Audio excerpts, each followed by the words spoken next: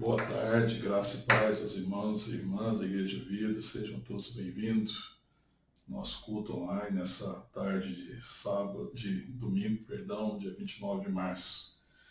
Queria chamar os irmãos e irmãs a abrir a palavra de Deus no Evangelho de Mateus. Queremos continuar lendo capítulo 6, a partir do verso 9. Vamos localizar aí. Evangelho de Mateus, capítulo 6, eu vou ler a partir do verso 9. Guardar um pouco do mundo localizar. Mateus, capítulo 6, do verso 9. Amém? Podemos orar? Diz assim a palavra de Deus: Portanto, vós orareis assim: Pai nosso que estás nos céus, santificado seja o teu nome. Venha o teu reino, faça-se a tua vontade, assim na terra como no céu. O pão nosso de cada dia dá-nos hoje, e perdoa-nos as nossas dívidas, assim como nós temos perdoado os nossos devedores. E não nos deixe cair em tentação, mas livra-nos do mal, pois teu é o reino, o poder e a glória para sempre. Amém. Vamos orar mais uma vez. Pai, nós queremos te louvar, te agradecer, ó Deus, por esse tempo em que, por tua graça, podemos estar aqui compartilhando a tua palavra, mesmo distante fisicamente, não estamos juntos presencialmente, ó Deus, mas estamos agora conectados pelos meios, pelas mídias, de forma online. Te agradecemos, ó Deus, por tua graça, ó Deus, de podermos repartir da tua verdade. Oramos como igreja, ó Deus, para que a verdade do Senhor seja ministrada no nosso coração, que nós sejamos edificados, ó Deus, em nome de Jesus. Oramos, ó Deus, para que o Senhor nos dê discernimento, ó Deus, para que nesse tempo de pandemia, nesse tempo crítico que estamos vivendo na nossa nação, em todo o país, o Senhor ilumine os olhos do nosso entendimento, para que nós possamos, de fato, ó Deus, viver segundo a riqueza e a grandeza do nosso chamado em Ti. Fala o nosso coração, é a nossa oração em nome de Jesus. Amém. Amém. Domingo passado, nós começamos a compartilhar sobre esse texto de Mateus capítulo 6, quando Jesus ensina a orar, a oração do Pai Nosso. Nós compartilhamos que, na verdade, os discípulos queriam aprender a orar e Jesus ensina. E é muito significativo o que ele ensina, na oração do Pai Nosso. É muito rico. Apesar de toda a dificuldade que os discípulos viveram, a dificuldade que eles tiveram no decorrer da caminhada com Jesus, e eles não aprenderam, aparentemente parece que eles realmente não aprenderam a orar, mas quando a igreja se torna de fato o corpo de Cristo, na vinda do Espírito Santo em Pentecoste, quando o Senhor visita a igreja e passa a habitar a igreja, nós vemos claramente nos textos de Atos dos Apóstolos e nos textos, nas cartas dos apóstolos, como a igreja orava, como que a oração tomou um vulto, tomou uma importância decisiva no meio da igreja. E como é que eles compreenderam, de fato, que é pela habitação do Espírito de Deus, porque o Pai e o Filho vieram habitar juntos, eles entenderam a importância da oração. Da oração, principalmente quando nós percebemos que a viver é um ato espiritual, que nós somos seres espirituais e que nós desejamos, na nossa caminhada cristã, realmente manifestar a nossa humanidade em Cristo, porque Cristo, ele é o novo homem, ele é a revelação de Deus para o homem, o resgate daquilo que foi perdido por causa do pecado.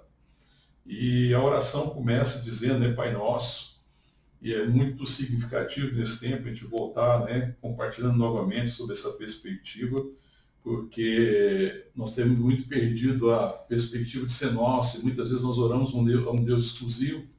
Nós vivemos uma época em que, aparentemente, Deus é um Deus exclusivo das pessoas e que tem que atender suas necessidades exclusivas, seus interesses particulares.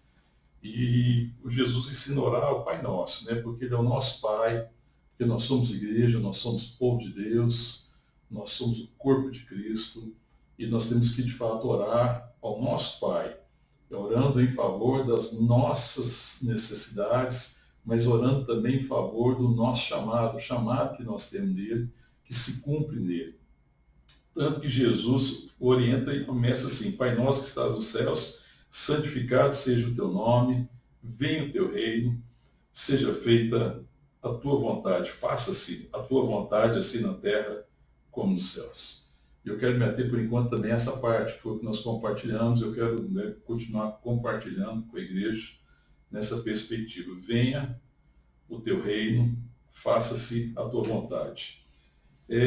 Vamos um pouquinho à frente comigo na palavra mesmo, capítulo 6, um pouco à frente, verso 25. A gente compreender um pouco a respeito da vontade de Deus e daquilo que às vezes tem nos deixado ansiosos e o que a vontade de Deus diz, a vontade de Deus diz a nosso respeito. Qual que é a orientação? Então, o verso 25 de Mateus 6 diz: Por isso vos digo, não andeis ansiosos pela vossa vida, quanto ao que haveis de comer ou beber, pelo vosso corpo, quanto ao que haveis de vestir. Não é a vida mais do que o alimento, e o corpo mais do que as vestes? Observai as aves do céu. Não semeiam, não colhem, nem ajuntam em celeiros, contudo vosso Pai Celeste a sustenta. Porventura não valeis muito mais do que as aves? Qual de vós, por ansioso que esteja, pode acrescentar um côvado ao curso de sua vida? E por que andais ansiosos quanto ao vestuário? Considerai como crescem os lírios do campo, eles não trabalham nem fiam. Eu, contudo, vos afirmo que nem Salomão, em toda a sua glória, se vestiu como qualquer deles. Ora, se Deus veste assim a erva do campo, que hoje existe, amanhã lançada no forno, quanto mais a vós outros, homens de pequena fé. Portanto, não vos inquieteis dizendo que comeremos, que beberemos, ou com que nos vestiremos, porque os gentios é que procuram todas estas coisas. Pois vosso Pai Celeste sabe que necessitais de todas elas. Buscai, pois, em primeiro lugar o seu reino e sua justiça, e todas estas coisas vos serão acrescentadas. Portanto, não vos inquietais com o dia de amanhã, pois amanhã dará os seus cuidados. Basta ao dia o seu próprio mal. Então, Jesus continua aqui, ele está ministrando aqui no Sermão do Monte, dizendo, ensinando a respeito, então, de que orando na oração que nós devemos buscar a vontade de Deus e que nós devemos buscar o seu reino, que nós não estamos buscando o nosso reino, que nós devemos buscar o reino de Deus, o propósito de Deus e a vontade de Deus. E a oração de Jesus em relação a essa preocupação, essa ansiedade pela vida, é porque isso é fruto de incredulidade, é fruto de não crer que Deus há de cuidar de nós, de não crer na palavra de Deus, nas suas promessas a nosso respeito. Talvez a nossa dificuldade seja essa. Muitas vezes a nossa ansiedade ela está ancorada na incredulidade de duvidarmos do cuidar de Deus. E de termos preocupação por demais em relação à nossa vida e perdemos a perspectiva do nosso chamado. A gente às vezes está olhando muito mais para essa vida, da existência, das necessidades diárias, que Deus sabe, que Deus compreende, que Deus cuida, que Ele fala que vai prover e que a gente deve cuidar da verdadeira vida, do chamado que Ele tem para nós como igreja, porque Deus, desde o princípio, desde os primórdios, Ele vem se revelando. E a vontade de Deus é revelar-se através da igreja. A vontade de Deus é que a sua glória seja conhecida. O pecado nos afastou a humanidade da glória de Deus. A palavra de Deus fala que todos pecaram e todos carecem da glória, da presença de Deus. E é propósito de Deus, claro, na sua palavra, manifesta na sua palavra, é vontade de Deus que a igreja seja essa expressão da vida de Deus. E a igreja precisa conhecer, então, a sua vocação. A igreja precisa conhecer a sua vocação como boca de Deus, a sua vocação profética, que alguns às vezes não compreendem, mas a vocação profética, nós podemos perceber no Antigo Testamento que o profeta era alguém que tinha o privilégio de conhecer a vontade de Deus, de conhecer aquilo que Deus estava fazendo. Nós temos que nos lembrar que o nosso Deus é um Deus que tem um propósito, que ele tem um propósito eterno. E que esse propósito de Deus é desde a eternidade, desde antes da criação do mundo, o propósito existe. Deus não está dependendo dos acontecimentos para definir o que ele vai fazer. Não, o propósito de Deus já está estabelecido. Deus tem um propósito em relação ao homem de estabelecer uma família, de ter uma família, de ter comunhão com o homem. Essa comunhão se perdeu no pecado, na queda, esse foi o grande prejuízo, a morte foi exatamente perder essa relação. Por que aconteceu? A vida deixou de funcionar. É que a gente vê morte com uma perspectiva errada, às vezes. Na perspectiva, né, da palavra de Deus e na vida dos hebreus ali, dos judeus, a morte significava alguma coisa que não funciona mais. A gente fala assim, mas o homem não morreu, ele não teve a morte física, né, naquele momento, mas deixou de funcionar, ou seja, o homem deixou de cumprir o seu propósito. Ele perdeu sua perspectiva, porque nós deveríamos viver na comunhão com Deus, na dependência de Deus, sustentado por Ele, tendo comunhão com Ele, vivendo pela sua palavra. A palavra de Deus diz que tudo veio a existir da sua palavra, de tudo Ele criou. E a nossa vida depende de continuar sendo alimentada pela sua palavra. Mas a proposta foi exatamente que nós fôssemos Deus. O pecado foi essa nossa tentativa de sermos autossuficientes, de não sermos dependentes, né, de viver para nós mesmos. E isso rompeu com a comunhão bendita. E nisso nós nos perdemos. Agora Deus está restaurando isso, restaura em Jesus, porque é em Cristo que nós temos nossos pecados perdoados, é em Cristo que nós somos redimidos, é em Cristo que nós somos vivificados, somos regenerados, recebemos um novo Espírito, recebemos o Espírito de Deus como habitação e nos tornamos o corpo de Cristo, nos tornamos a habitação de Deus, o povo de Deus, e agora nós podemos funcionar como deveria ter funcionado. É possível voltar ao princípio, ao propósito de Deus quando nos criou.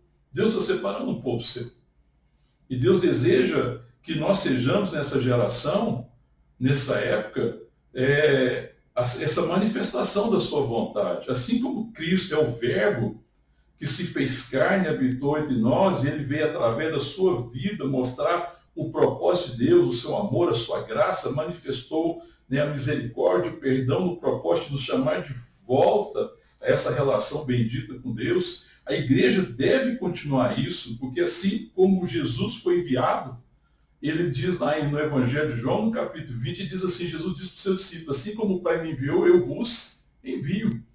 Então a igreja é uma igreja enviada. E nós precisamos lembrar desse chamado, desse propósito que nós temos nele, né, de buscar o reino.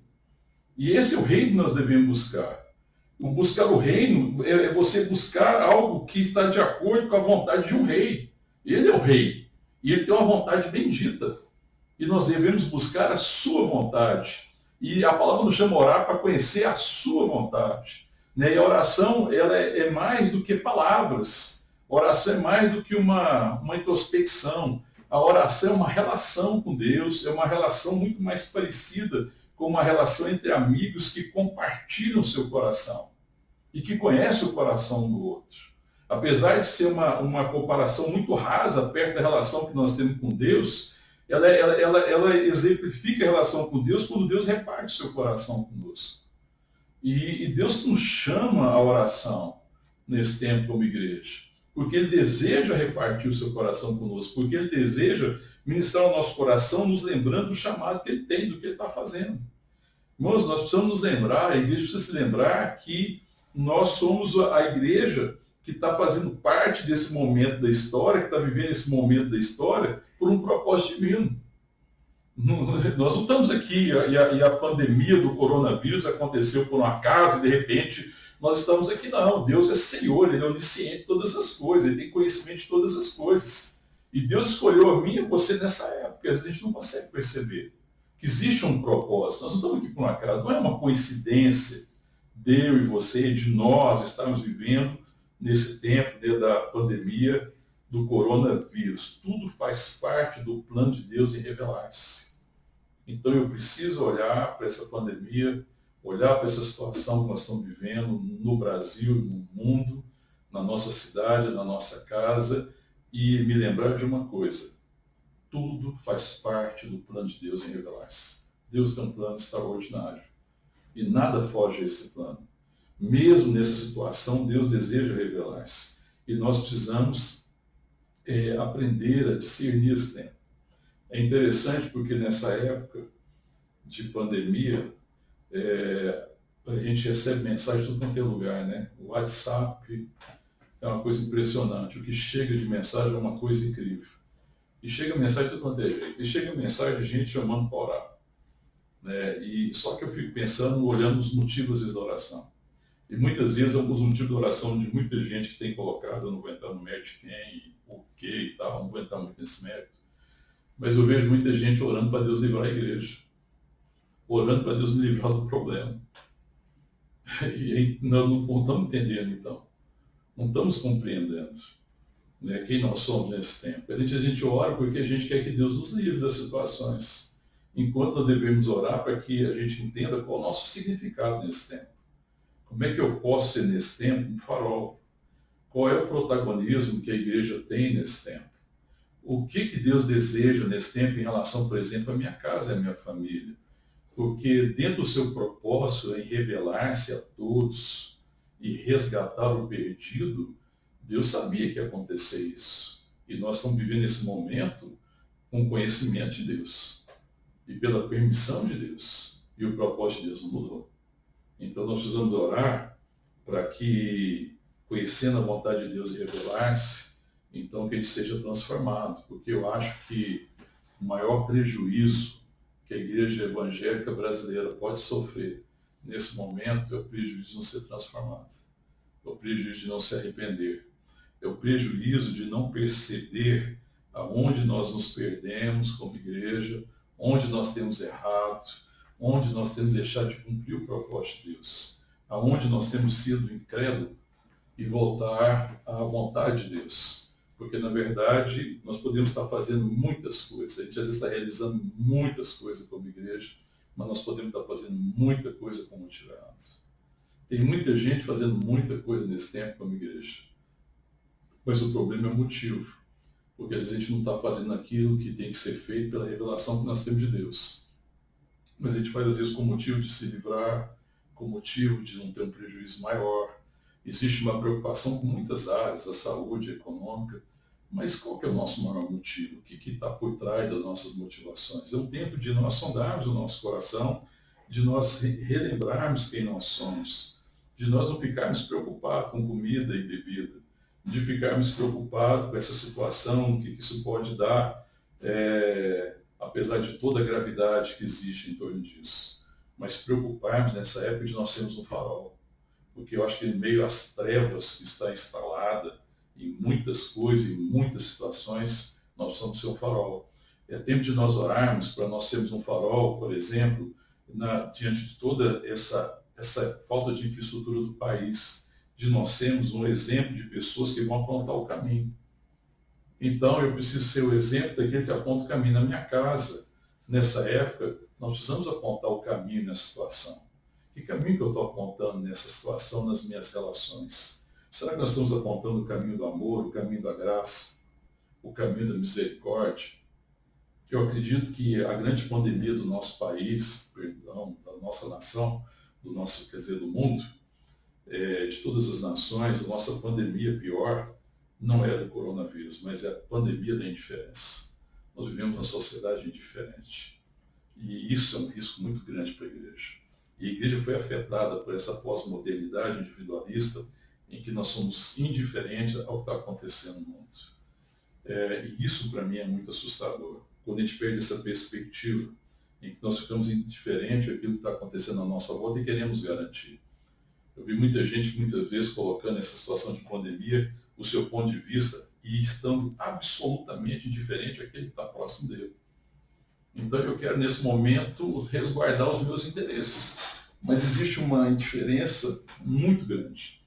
E como se a gente quisesse garantir aqui a nossa situação. Então, de vez de nós queremos, assim, Deus nos transforma para nós sermos quem nós devemos ser. Para nós sermos nessa época que o Senhor já conhecia. E que na história está acontecendo. Que nós sejamos aqueles homens e mulheres que vão fazer diferença, que vão ser voz de Deus, que vão apontar o caminho, de ser homens e mulheres que de fato vão ser como luz na escuridão, que vão conduzir as pessoas pelos caminhos da promessa de Deus. Nós temos aquele povo que vai levar o povo para a terra da promessa. Porque existe uma promessa em Deus, existe uma promessa em Jesus Cristo. E nós temos que ser aquele povo que conduz este mundo perdido, as pessoas para a terra da promessa. E a terra da promessa está em Deus, está em Cristo Jesus. Ali reside toda a promessa. Ele é a grande promessa. A vida está nele. Ele é o alfa, ele é o ômega, ele é o princípio, ele é o fim. Todas as coisas foram feitas por ele, para ele. Então, nós devemos ser as pessoas que estão caminhando. Mas às vezes nós queremos que Deus faça uma intervenção e venha nos livrar da situação. E quando Deus deseja, nesse tempo, transformar a igreja, preparar a igreja, para que a igreja caminhe nesse chamado de conduzir as pessoas pelo caminho da promessa, no caminho da promessa que chega até a terra da promessa, daquele lugar que Deus tem preparado. Nós temos que ser homens e mulheres que caminham pela certeza, pela convicção do que Deus está fazendo, pela convicção de que Deus não está perdido, pela convicção de que Deus não está sem direção, de que Deus sabe o que está fazendo e que as promessas de Deus cumprirão. Caminhando sim nessa fé, nessa certeza, a palavra de Deus diz que o justo viverá pela fé. E se existe um lugar que nós temos que estar semeando a nossa fé, é no terreno de Deus. Então, quando a palavra de Deus fala, buscai, pois, em primeiro lugar o reino de Deus e sua justiça, significa nós praticarmos essas obras de justiça, que é semear no terreno de Deus. Porque é ali que tudo floresce. E às vezes nós estamos semeando no nosso terreno, no terreno dos nossos interesses, no terreno da minha conveniência. A gente tenta, às vezes, lançar a nossa fé nesse lugar. E nesse lugar não produz nada. Mas quando nós lançamos a nossa fé no terreno de Deus, que significa a vontade de Deus, esse frutifica. E esse é o chamado de Deus. Por que vocês andam ansiosos? Homens de pequena fé. Por que vocês não estão semeando naquilo que eu já estou falando para vocês? Eu não tenho mostrado a minha vontade? Por que conhecendo a minha vontade, vocês não estão semeando no terreno da minha vontade? Esse é tempo de semear no terreno da vontade de Deus. E muitas vezes a igreja tem semeado no terreno dos nossos próprios interesses. E isso não produz fruto. Não produz o fruto da justiça. E Deus está nos chamando para esse tempo. Quando eu fico pensando nesse tempo, do que Deus nos chama a fazer, e como esse reino também, quem é esse reino? A palavra de Deus é muito clara, que Deus é amor. Então o reino de Deus é um reino de amor. Eu fico pensando, irmãos e irmãs, como que essa situação do coronavírus expôs a fragilidade da nossa nação e as nossas grandes dificuldades, as nossas grandes debilidades. Eu fico pensando que a diferença dessa nação é tão grande que nós ficamos indiferentes a um modo de viver que não tem nada a ver com a vontade de Deus. Como é que nós nos acostumamos, eu fico pensando na nação brasileira, que viver em favela é um modo de vida? Como é que eu posso me acostumar e achar que é um modo de vida as pessoas viverem sofrendo nas filas dos hospitais? Como é que nós nos acostumamos com isso? Nós estamos tão preocupados com as mortes com o coronavírus, e a gente não deve deixar de se preocupar com isso, mas por que nós nos preocupamos com as milhares de pessoas que estão morrendo por causa da corrupção? Por que nós não temos sido, às vezes, exemplo? Por que no meio nosso, no meio político, os ditos políticos evangélicos, a bancada evangélica não está apontando o caminho que leva à prosperidade da nação, do homem? Porque a prosperidade do homem está em amar um ao outro, porque amamos em Deus. Por que nós não estamos sendo esse exemplo? Então nós temos que orar por essas autoridades, para que cada um deles se lembrem do chamado que tem. Porque essa talvez seja uma coisa muito difícil nesse tempo, em que a igreja não tem sido cumprido o seu protagonismo. Nós deveríamos ser protagonistas em todas as áreas, no sentido de apontar o caminho. Por que nós não estamos preocupados com isso? Então, hoje é muito assim, eu quero que Deus me abençoe e me dê uma boa condição. E a gente tem dificuldade de se preocupar com aquele que está vivendo a dificuldade. Enquanto Deus se preocupa, a palavra de Deus manifesta a vontade de Deus. E é por isso que Jesus ora. Vocês devem orar, assim, Pai nosso que estás no céu, santificado seja o teu nome, venha o teu reino, seja feita a tua vontade. Para que essa vontade seja feita através da disposição do nosso coração, no que diz no poder do Espírito servir a Deus. E nós servimos a Deus na sua vontade. Por que nós nos acostumamos com essa situação caótica da saúde? A minha oração é que depois desse tempo de coronavírus, a igreja seja um instrumento de Deus para conduzir essa nação, para sair dessa situação. Nós estamos preocupados que não vai ter leito para as pessoas que vão ter problema com o coronavírus. Mas enquanto estão padecendo durante todas essas semanas, meses, anos, décadas, nós nos acostumamos com isso na nossa nação. É impressionante isso. Isso chama muito a nossa atenção. Nós nos acostumamos com a situação da educação. Nós perdemos a perspectiva.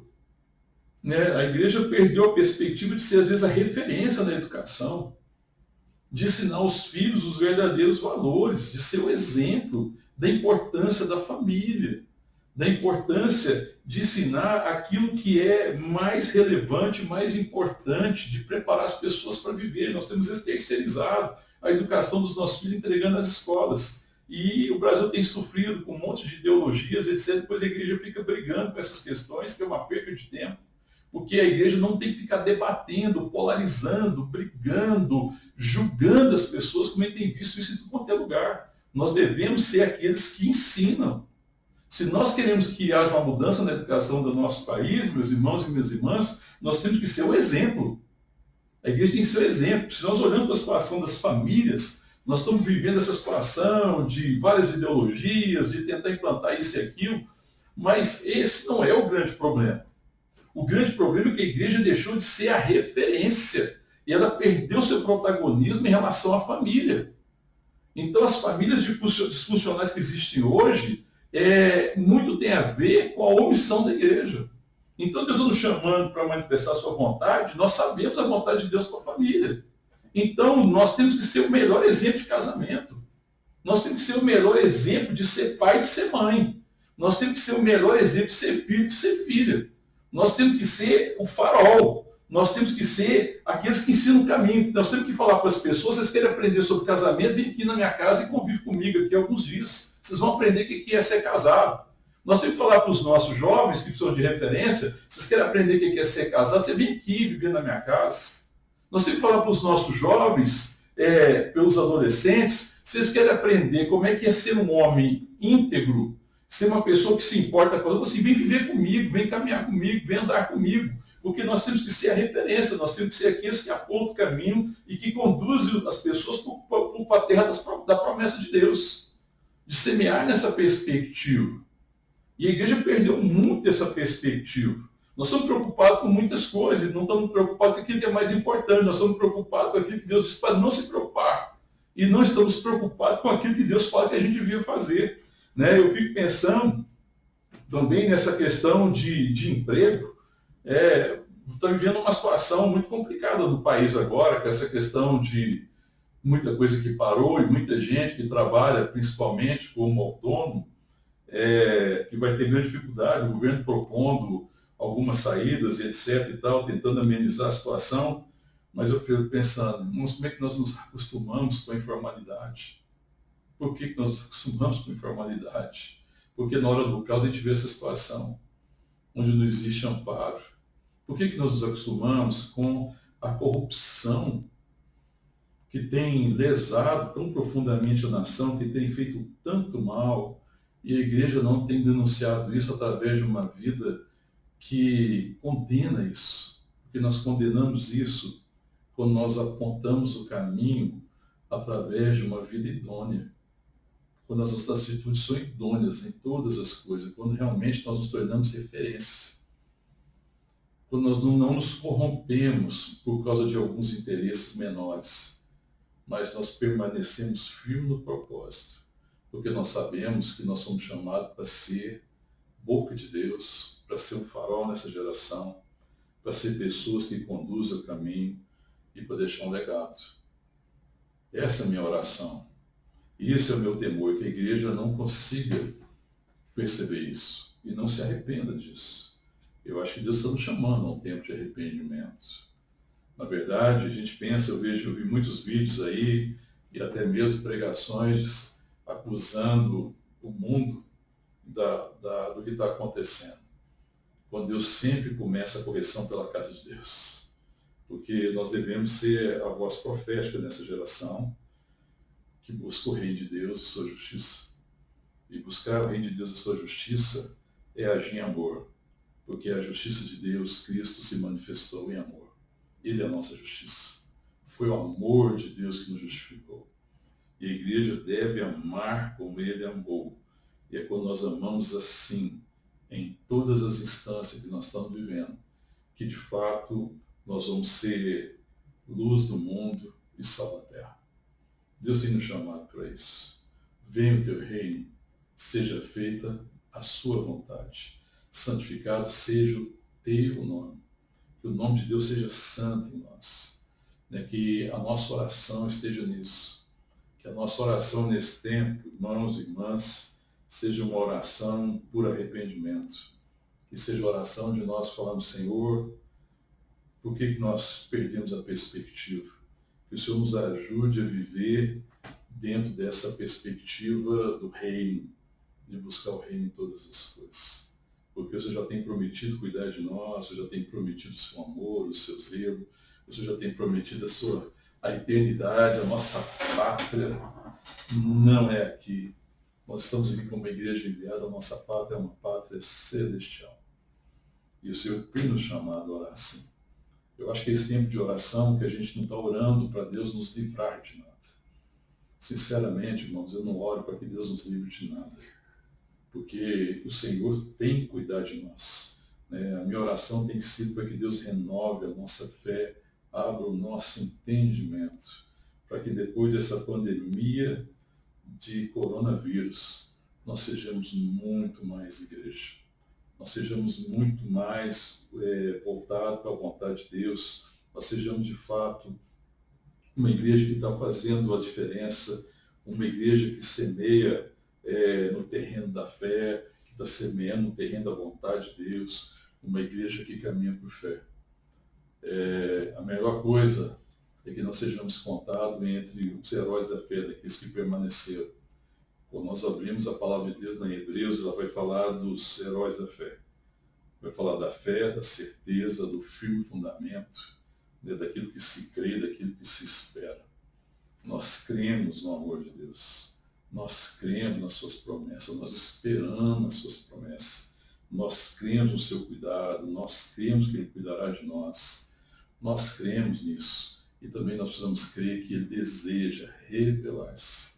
E que mesmo nessa situação dramática, Deus não mudou seu propósito de revelar-se ao mundo perdido. Deus não mudou o propósito de fazer da igreja realmente uma cidade edificada num alto monte, em que as pessoas possam perceber claramente que Deus está entre nós, que Deus vive entre nós e que nós somos de fato o seu povo, nós somos seus filhos e nós desejamos dar-lhe a glória. Em nome de Jesus, que Deus possa de fato restaurar esse altar, esse altar da fé na vida da igreja, esse altar da revelação que foi perdido muitas vezes, para que de fato a nossa vida traga glória ao Senhor, que a gente possa viver vida de paz, de alegria, que a gente enfrente as debilidades dessa nação e que a gente compreenda que nós estamos vivendo um momento crítico desse país, desse mundo, porque Deus tem um propósito de revelar-se. É isso que nós precisamos saber. Senhor, como é que o Senhor deseja revelar-se através da minha vida? Esse é o grande poder. Não existe poder maior do que o poder do amor. Deus poderia intervir e fazer muitas coisas. Ele pode fazer, se Ele quiser, Ele fala. Mas o maior poder que Deus deseja compartilhar com a igreja é o poder de amar. É o poder de interceder, é o poder de se dar, é o poder de se entregar, é o poder de nós sermos aqueles que de fato vão apontar o caminho. Vão ser as pessoas que vão falar assim, nós sabemos aonde é a terra da promessa e nós sabemos como chegar lá. Nós conhecemos o caminho. O caminho é uma pessoa, o caminho é Jesus Cristo. É que Deus nos dê graça de conduzir as pessoas por caminhos de vida, porque nós conhecemos a vida. E a vida é uma pessoa. A vida é Jesus. Que nós sejamos um povo que conduz a nossa nação à verdade. E nós conhecemos a verdade. A verdade é uma pessoa. A verdade é Cristo. Ele é o caminho, Ele é a verdade, Ele é a vida. E ninguém chega ao Pai, a não ser por meio de Jesus. Essa é a nossa vocação, em todo o tempo, em toda a época. Ser o instrumento da graça para apontar o caminho e levar as pessoas até o caminho, para que elas alcancem a terra da promessa, a promessa da vida em Deus. Deus nos abençoe, Deus nos dê graça. Em nome de Jesus. Vamos orar. Pai, nós queremos pedir a Tua graça sobre as nossas vidas nesse tempo. Te louvamos pela salvação, pela redenção, ó Deus, pela paz que nós temos em Ti, de estarmos reconciliados contigo. Ó Deus, mas nós oramos pedindo que o Senhor nos perdoe nesse tempo, que o Senhor traga quebrantamento, arrependimento ao nosso coração. Ó Deus, para que nós nos lembremos de fato o nosso chamado. Ó Deus, que a intenção do nosso coração seja de fato buscar o Teu reino e a Tua justiça. Ó Deus, em nome de Jesus, ó Deus, tira do nosso coração toda preocupação, inquietação e ansiedade pelo dia de amanhã, porque o Senhor tem cuidado de nós, o Senhor já tem feito promessa, o Senhor conhece cada uma das nossas necessidades. Ó Deus, eu oro para que o Senhor nos dê então discernimento. Ó Deus, para que a gente não ande por vista, mas que nós sejamos um povo que caminha por fé. Para que nós não sejamos tomados de desespero por aquilo que os nossos olhos físicos estão vendo, mas que nós sejamos tomados por fé, por aquilo que temos visto e ouvido do Senhor. Ó Deus, nós oramos para que o Senhor revele a Tua vontade com clareza ao nosso coração, de tal forma que a gente possa ver. Pai, o Senhor tem nos dado o privilégio de conhecer a Tua vontade. Ó Deus, no mundo hoje que vive o terror e o medo, um mundo que vive sem perspectiva do futuro, o Senhor já nos deu o privilégio de saber o futuro. O Senhor já nos deu a conhecer o caminho da verdade, o caminho da terra prometida. O Senhor já tem revelado, nós temos esse privilégio, Pai. Ajuda-nos, Deus, a repartir com aqueles que estão cegos. Ajuda-nos, Deus, a repartir com aqueles que andam em trevas. Pai, que nós sejamos de fato luz, para que o povo que anda na região da sombra da morte veja a luz do Senhor, veja a luz da salvação, seja alcançado pela Tua verdade, pela Tua palavra. Restaura isso no meio da igreja, Deus. Restaura o Teu propósito no nosso meio. Ó Deus, que o Teu reino seja o grande anseio do nosso coração. O grande desejo do nosso coração seja viver para o Teu reino, para que se cumpra a Tua vontade, para que o Teu nome seja santificado em nossas vidas, para que na terra seja feita a vontade do Senhor, de revelar-se, de manifestar a Tua glória, de salvar o perdido, de manifestar o Teu grande amor e de separar um povo que é seu, que é propriedade exclusiva do Senhor, de restaurar a comunhão que foi perdida, de salvar essa geração. Pai, em nome de Jesus, dá-nos graça, Senhor. Nos ensina a orar, Pai. Que seja semana de oração, que não seja apenas palavras lançadas ao vento, mas que sejam palavras de clamor verdadeiro. Ó Deus, que nós oremos de verdade, que a nossa oração de fato seja oração, que seja uma oração conduzida pelo Espírito, que seja a oração que nos leva à Tua vontade, e que conhecendo a Tua vontade nós continuemos intercedendo diante do Teu trono de graça, para que a nossa vida manifeste então a Tua justiça. Em nome de Jesus é que oramos e Te agradecemos. Amém. Amém. Deus nos abençoe, nos dê graça nesse tempo, nos conduza e aparte do nosso coração todo o temor e toda a ansiedade. E coloque no nosso coração a alegria da salvação. Amém. Vamos orar mais uma vez. Que a graça do nosso Senhor e Salvador Jesus Cristo, que o amor de Deus, o nosso Pai, que a comunhão, a consolação e a unção do Santo Espírito de Deus seja sobre nós, Igreja do Senhor Jesus, aqui nesse país, nessa nação, em toda a terra. E que a bênção de Deus o Pai, Deus o Filho, Deus o Espírito Santo permaneça sobre nós, sobre os nossos queridos, sobre a nossa casa, sobre os nossos amados, agora e eternamente. Amém. Amém, irmãos. Deus abençoe a todos, em nome de Jesus.